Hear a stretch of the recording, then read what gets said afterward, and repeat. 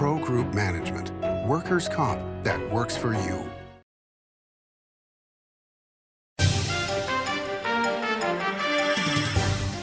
Welcome to part 2 of a special debate edition of Nevada Newsmakers. With Greg Kidd, who's a registered nonpartisan, and Congressman Mark Amodei running for CD2. Here for the whole show on an all-new Nevada Newsmakers. Nevada Newsmakers Goes to Washington is brought to you by Pro Group Management, workers' comp that works for you. NV Energy. NV Energy proudly serves Nevada, providing electricity to 2.4 million electric customers. The Nevada Mining Association, mining a better future for Nevada. And University Medical Center of Southern Nevada, offering the highest level of care in Nevada. Like a traditional handmade basket, retail is woven into the fabric of life in Nevada. From big box to mom and pop, retail supports our communities in countless ways. Jobs for the disabled, team uniforms for kids, help for the elderly, and so much more. Retail employs over 1 in 10 workers. Retail supports Nevada, and we support retail. RANNV.org. Pro Group Management is the place where companies can find workers' comp solutions that are designed to meet their specific business requirements. As regulations evolve, Pro Group takes a proactive approach to clear the path to make sure your business stays ahead of the curve. Knowing your workers' comp program is optimized, you can focus on other important matters related to your growing business. Pro Group Management, workers' comp that works for you. What do you count on? You count on your power every day. At NV Energy, we've always powered what's important to you, but we're not looking at the past. We're focused on the future. While our standards are high, our rates will remain low, and our commitment to renewables isn't just meeting standards, but leading the way, because you can count on more than just your power. You can count on the company who brings it to you. That's our promise. You can count on it. This is Nevada Newsmakers with host Sam Shad, a no-holds-barred political forum. Now, from the Nevada Newsmakers broadcast headquarters, here is Sam Shad. And back on Nevada Newsmakers, this is part 2 of our debate between Congressman Mark Amodei of CD2 and Greg Kidd, the independent, who is running for CD2. I'm joined by Mark Robinson, who covers politics for the state for the Reno Gazette-Journal. The floor is yours, sir. Okay. So, Greg, we haven't talked necessarily about some of the plans that you have, say, for a Nevada Permanent Fund, closing Lithium Loop, and financial services, making Nevada a center of that. But one criticism of the plans that are on your website is that you will not be affiliated with a party, you won't have committee assignments. It will be virtually impossible for you to make any serious progress on these. And so that while the ideas might sound great, they could be pipe dreams. And so what would you say to somebody who levels that criticism toward you? Well, Mark, this isn't my first trip to the rodeo. So, I mean, my time in Washington, D.C. in public service started back around the time of 9/11. And I'm from the Fed those days. And as everyone knows, the Fed is nonpartisan. It was created by the government, but it's not part of the government. And so we got a bunch of Democrats and Republicans running around the halls there, and we're very good at working with both sides. And we work behind the scenes. We're not on the committees. We don't have name tags. And I've been working with Congress, with both Democrats and Republicans, in all sorts of areas to get legislation passed. And so I'm not looking to show up on the first day and ask where my committee seat is.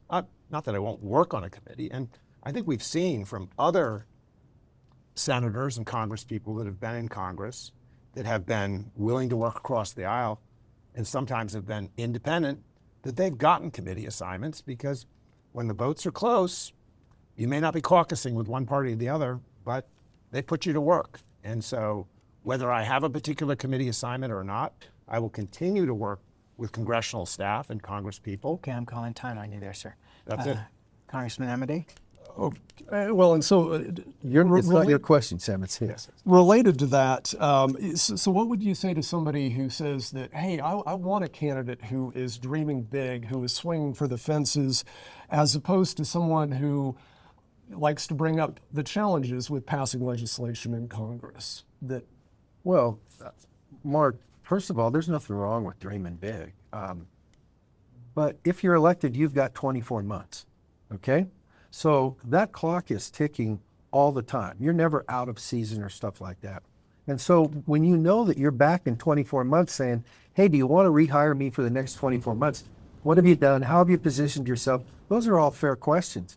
And while it sounds good, it's like that isn't the way that things work. You get committees, you get assignments, you lobby your bill to put your people together, and of course you work across the aisle. I do that. But you work across the aisle right now, whether you like it or not, with Democrats and Republicans. And so when you say, well, there's nonpartisan, listen, nonpartisan as a voter registration thing in Nevada is DMV driven, and there's nothing wrong with that. But to say I'm going to go back to Congress and be non-affiliated, first, I question that because Greg's a smart guy. You got to hook up with somebody. And so it's like, well, who are you going to hook up with? And then when you say, but you're the one from Northern Nevada, and there's already 5 Democrats in the federal delegation in Nevada, is it okay to have one who is absolutely affiliated with somebody? Oh, and by the way, has actually achieved some positions where you can be in a position to change policy based on that seniority and those committee assignments, and we'll see after the election in the majority. Greg, you want to rebut? Well, look, in my life, I'm not a lawyer, but I work with a lot of lawyers. And look, a lot of good lawyers are really good at helping me know what you can't do. But a really great lawyer tells me what you can do. And so I do have a different perspective. Look, this campaign is tough, but believe me, someone coming from a tech background like I have, being allowed to buy a federally chartered bank, in this case in Oklahoma, I know what it takes to get things done within a 2-year period. And I intend to bring that type of attitude, which is a more business attitude rather than a lawyer attitude, to my time in Congress. And again, not my first trip to the rodeo. Okay, Congressman, you want to rebut? Business attitude kind of sounds like Donald Trump for a minute, doesn't it? Sure does. I yield back. Okay, then I come to you, Congressman. Yucca Mountain. Yep. It kind of comes into the conversation because Microsoft at this point is going to and others are going to restart 3 Mile Island with the company that owns it, the reactor that was not damaged, and the because of the power needed for these tech centers. What are your thoughts on that? And we already have Texas and another state complaining about the possibility of having nuclear waste in their state. Where are we with all of this? Well, first of all, maybe it'll restart the discussion on things other than taking it to a hole in a lowly populated area of any state and just putting it there and hoping that it goes away. The French have been leaders, not recently, for a long time in reprocessing and things like that. When you talk about Microsoft, they're talking about smaller generators that have a different technology in terms of not having to get a bunch of stuff in the traditional sense that you need to put away. So reprocessing is back front and center in terms of those sorts of things. And then also, I think by the time you get done having a responsible modern discussion, that it will be different than when the original legislation passed in the 80s or something like that, that just basically said, take it to Nevada and it won't hurt anybody there. Just to follow up, the Texas response has been exactly the same as Nevada's, which is we don't want that stuff here. Yeah. Well, I mean, that's not news to anybody. It's like, of course you don't want that stuff here. So the question is how to take that stuff and change it from being that stuff to something that is reprocessable, and you don't have to worry about where you're going to do it. Sam, the huge challenge for everybody is it's stored in parking lots right now near existing facilities, and that's the worst possible safety scenario for all of us. Greg, you've got 90 seconds. Hey, so putting the French aside, who's doing all the reprocessing in the world today? It's Russia, right? We used to do it in Tennessee. But we basically have ducked the issue. And so I'm not a not in my backyard kind of person. We are going to have a debate in Congress. We're going to have to pick a site. I think we've seen the technical reasons why Yucca Mountain isn't a good site, but we as a country are going to have to step up to the plate. We're going to have to do something with that nuclear waste. And so I do think, once again, this is an area where Congress has really got to step up. And again, this should not be a partisan issue. And that's it. Okay, the last time Congress, to follow up with you, the last time Congressman stepped up, I think Congresswoman Titus, who was in the state Senate at the time, called it the Screw Nevada bill. Well, that's what I said, but now we know that Yucca Mountain's not technically sound, so it's not going to be Yucca Mountain. Do you want the last word on this, Congressman? Well, when Greg says it shouldn't be a partisan issue, you're absolutely right. It wasn't a partisan issue when the other 49 states ganged up on us. So we need to have a different approach in terms of just, we're going to convince the other 49 states to put themselves at risk as opposed to us, which is why I think you slant towards reprocessing what the French did, new technology that doesn't create the same kind of waste, those sorts of things. I would say, though, if you're going to reprocess it, you still got to pick a place. And we're one of 50 states, and it's a lottery, not a very nice lottery, but we do need to have a Congress that's going to basically put, in this case, the interests of the country first. Congressman Amodei, you want to respond? And that will be gang up on one state. That's been the history, and I see nothing in the offing that changes that. All right, let's take a break. We'll come back after this timeout and continue this debate between Greg Kidd and Congressman Mark Amodei. We'll be right back. We're in a book club. It's a fun group. But Sam Brown's part of a different group. The extremist movement with a far-right agenda. Sam Brown said he wanted to repeal the Affordable Care Act, denying coverage to people with pre-existing conditions. Brown supports letting states ban abortion. And he was even caught saying he admires a plan that could phase out Social Security. We've got our friends. Sam Brown has his. He's too extreme for Nevada. Win Senate is responsible for the content of this ad.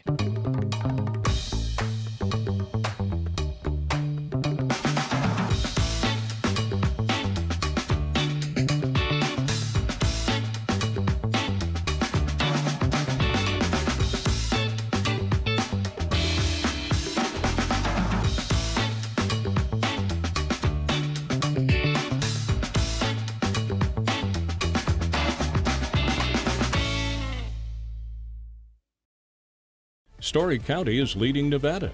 Home of the Tahoe Reno Industrial Center, Google, Tesla, Panasonic, and other world-leading companies. Story County provides thousands of tech, advanced manufacturing, and logistics careers for Nevadans.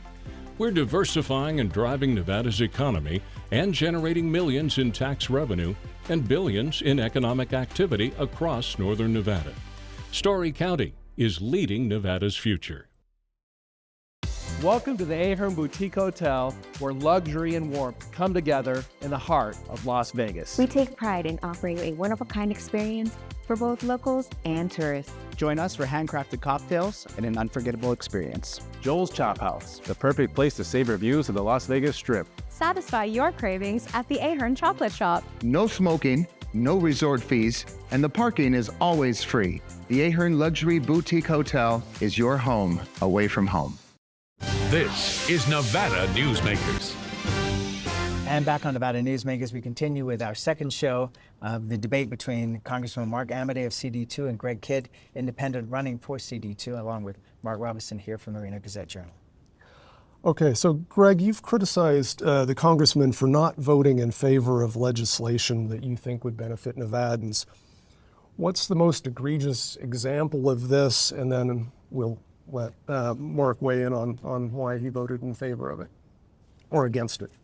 Well, look, the general principle is every state puts a certain amount of money into the Fed and some comes back. And so states like New Mexico and Arizona, they're getting back more than $1 for every buck we put in. Nevada gets 88 cents back on the dollar. And so when you look across legislation that's come before Congress that has passed, not on the 118th, but on the 117th, things like the Infrastructure Act, CHIPS Act, brought money to Nevada that helped us with the lithium loop, helped the university as a tech center, high-speed train. And look, those bills weren't perfect, but we don't want to let the perfect be the enemy of the good. And even Republicans in the state, Lombardo, Sandoval for the university, they knew that money would help the state. pay for infrastructure that otherwise we're going to have to raise taxes and pay for with Nevadans themselves. And so I want to see that legislation get passed. I don't care whether it was introduced by a D or an R. If it's good for Nevada, I'm going to put the state before the party every time. Congressman? Well, I guess it depends on what's your definition of what's good for the state, because the CHIPS Act also gave money to Chinese chips manufacturers, okay? So once again, read the whole bill. And when you look at that, then what you do, if you're sitting in the seat, you weigh that. And so we sit here and go, infrastructure is a great thing. It is. But you say, how much of that money is actually going to come to Nevada? And I'll give you an example. Fiber optic line, 30-mile plus thing. Big deal, year ago, yeehaw, that's great, hook us up. I go to the AGC, the general contractors, I go, did you folks know about that? Did you have a chance to bid on that? Never heard of it. So when you say it's infrastructure and it's coming to Nevada, does it create jobs in Nevada? That's one of the things you have to look at. And the other thing that this just completely ignores is those three bills added $4 trillion to the debt. You started out a couple of shows ago asking about, well, how's the economy doing? How are interest rates looking? When you add $4 trillion, that's 10% of the debt in three bills. That's a bad thing for Nevada. Talk about buying a house and interest rates. So yeah, I voted no for that. On balance, I thought it was bad legislation. Some good things in it, but not a good direction for the country. Greg, you want to rebut? So I disagree. Infrastructure is an investment in the country. It's an investment in the state. Yeah, $4 trillion of debt, $6.5 trillion of debt added in the previous administration with no infrastructure bill. So that to me is not an investment in the future of the country and an investment in the future of the state. And so I would contrast what we got out of the 117th Congress and the Congress before that and what it's done for Nevada. We are in a situation in the state where we're ranked number 50 in mental health. We compete in education 49 and 50 with Oklahoma, and we're number one in one thing, unemployment. Congressman, you want to respond? Well, I'll just sit there and say, if you think it was a good thing for Nevada, 117th Congress, Nevada was thriving, people had jobs, housing was more affordable, groceries cost a lot less. So if you want to talk about Nevada and compare with 118th, I like that comparison. All right, we'll take a break here. We'll be right back. Here on 7 at 7, we're bringing you the local headlines in just 7 minutes. We've got you covered in the morning, evening, and for all breaking news, in between, and as it happens. Life is busy, and we don't waste your time. Join us for local news now streaming on our YouTube page. Welcome to the Winnemucca Big R. Hi, I'm John Walker. Welcome to Big R Lovelock. Hi, I'm Rich Martin. Welcome to Fallon Big R. My name is Braden. Welcome to Big R Fernley. Hi, I'm Kelly. Welcome to Big R Sparks.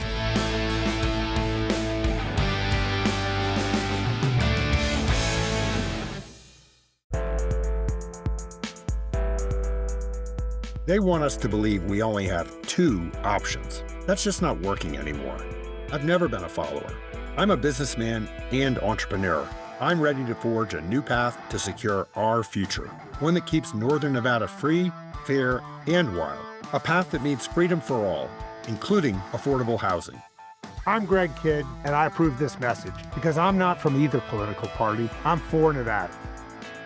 Early in the morning or throughout the night, professional truck drivers are on the job, serving you, safely moving freight that's crucial to our economy.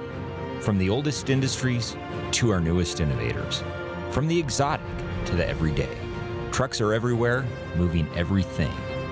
Never afraid to embrace a future that makes Nevada and our nation stronger. Trucking moves America forward. This is Nevada Newsmakers. And back on Nevada Newsmakers, we continue with part 2 of our debate between Greg Kidd, the independent running for CD2, and Congressman Mark Amodei, who currently holds that seat.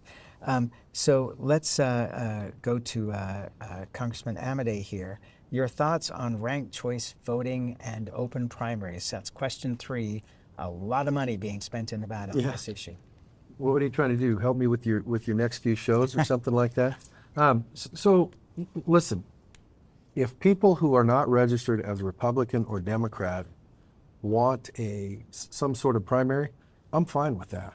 But I'm not fine with everybody playing with everybody, because in this, Alaska is an example, where you look at so you vote for your number one, your number two, your number three, and then some formula comes in, and it's like, guess what? The person who got the most votes didn't come through. In Nevada, in some counties, if you get over 51% of the vote in the primary, you're done. This is the antithesis of success early on for those traditional people. Now, maybe it evolves into something years down the road, but right now, to disenfranchise the two, traditional parties, not that Janine Hansen and her crowd haven't had some success running and stuff like that, but to sit there and go, hey, we're going to change the way we do the numbers that nobody really understands as a voter is bad policy. I'm a no. Greg? I'm open-minded. I've had the liberty of working and living in the two other states that have it in this country, which is Maine and Alaska. I also lived in New Zealand, was a resident there when it came through. Some people have dumped on this because they say Nevadans can't figure it out. I think Nevadans will do just fine. And what I can say is our current political system is not working. I'm not sure Prop 3 is the answer, but I'd like to see something different tried. It may create a situation where more moderate from the center candidates that have to win the support of everyone work. In this district currently right now, given the ratio of Republicans to Ds, Mark doesn't really have to talk to nonpartisans or Democrats and be governing for the entire state, because there's enough R's here to win a campaign. And I'd like to basically represent all the people in the state, whether they have an R, nonpartisan, or a D next to their name. Mark? Okay. And another ballot question facing Nevadans is voter ID. And so research in the states where voter ID laws have passed have shown that they have little, if any, effect on turnout, and also that they have no effect on real or perceived fraud. And so, Greg, what's your thoughts on passing voter ID? Well, I'm kind of a security guy. My time at the Fed was around 9/11. We did all sorts of things to reduce money laundering, terrorist financing, and so I believe there should be strong identity systems. I just know that if it's only a government ID, that's one of the easiest systems to undermine. And so other countries have been very forward-thinking in using other forms to help people identify, whether it's biometrics, whether it's a mobile phone, but I don't use it as a method to deny people access. I use it as a method to include people. With those other technologies, you don't have to give up security to get out the vote. With these other technology, everybody ought to have a way to vote. Government ID can be one of them, but there are many other methods. I want our elections to be secure, but I want everybody to have the right to vote and no one to not be there because they don't have the right form of identification. Congressman? Well, I heard earlier about we don't want to let the perfect be the enemy of the good. And so maybe there was some perfect in that answer, but that's the one that most people have. And so if DMV with their Real ID program needs to get a little more whatever, fine. But as a guy who goes to a lot of things like airports and other things where it's like, we want to know who the heck you are before we let you in, to say, but we don't want to know who the heck you are before you exercise one of the most fundamental rights in this country is something that just makes no sense to a lot of people. So obviously, I think I'm such an idiot. When I showed up, I show up and give them, they go, we don't need that. Here's your sign here. Voter ID is, I think, a concocted partisan thing, which is like, it's not just Democrats have to show it or Republicans or independents. Everybody does. Okay, you want more security in your driver's license? Talk to DMV. Okay, so here I'm going to follow up on this. At this point in time, I'm going to Congressman Amodei first. At this point in time, it seems like the whole country has no faith in quotes, democracy.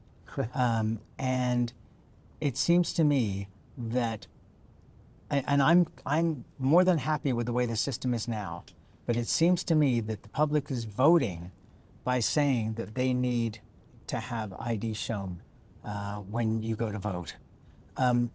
Do you agree that the threat to our democracy and making people more comfortable that things are square, just by showing a driver's license that you have to show everywhere else, or giving a free ID to anybody who needs it. Plus, we have all these systems in place. If you don't have ID, it can be followed up after the fact. Well, Greg makes a good point in that you have to have trust in the IDs. But do you have to do as you do now? Can you sign your name? Or in a mail-in sense, it's like, yee-haw, it's the Wild West. It's not an absentee ballot, which I voted with when I was on active duty. It's, here you go, everybody gets one. Yeah, I know it was from COVID, wink, wink. But I'll just say this. When you say, the faith in democracy, and actually it's a republic, Sam, I don't want to criticize you on your roots. But you know what? It's one of those things where it's like, yeah, there's problems, and some of them are significant, but it's like, what's your better idea? Who do you want to go imitate on that stuff? So it's like, yeah, there's work to be done, but some form of ID, as opposed to nothing, especially in the mail-in stuff, is not good. Okay, Greg, you get the last 40 seconds here. Hey, again, I work in national security. When you're working with the NSA, we don't put a lot of faith in just government IDs. There's a reason we know that 97% of the people in the world and the country have mobile phones. And so we use other methods of identity. Government IDs are fine, but if you want integrity, use everything you have. Sometimes it's biometrics, could include a signature, but it could be round tripping the mobile phone, the government ID. There's lots of ways. Use all of them, but include everybody and make it safe. And that's where we have to leave it. Gentlemen, thank you both for a great civil debate. We really appreciate it in these times. Mark, thank you for your assistance here, and we'll be right back. The Nevada Builders Alliance has been protecting the interests of the construction industry for over 50 years. Our programs save members thousands of dollars every year and allow them to provide much-needed benefits to their employees. Our industry also allows Nevada to grow. If you're thinking about a career in the construction industry, reach out. And if you haven't thought of a career in construction, what are you waiting for? We are the Nevada Builders Alliance. Each day, the Children's Advocacy Alliance partners with leaders, legislators, and families across Nevada to improve children's health, education, economic well-being, and safety. We recognize Nevada will be no better than the state of its children. Be a part of this change.